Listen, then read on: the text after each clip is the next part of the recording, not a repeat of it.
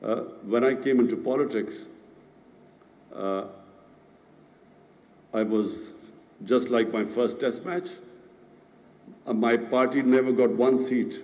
We were wiped out. And, everyone wrote my obituary in politics. They said, this is the last you will ever see of him. And I became the butt of all jokes in the political circles. And I must say I was very naive politically. So I became butt of all the jokes for not 1 year, 2 years, 5 years. For almost 14 years, people laughed at me. They always thought that this guy will never, ever make it. Because I took the untrodden path. I didn't join a party. I didn't join a group of old politicians and then form a party.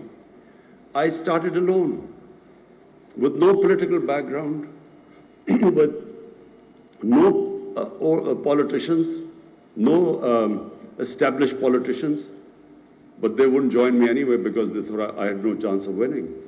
So I started with very few people, and for 14 years, Arjuna, message for you. For 14 years I was alone, with very few people, and butt of all the jokes, and no one thought I would win. So it was the lessons I learned in cricket that helped me in politics.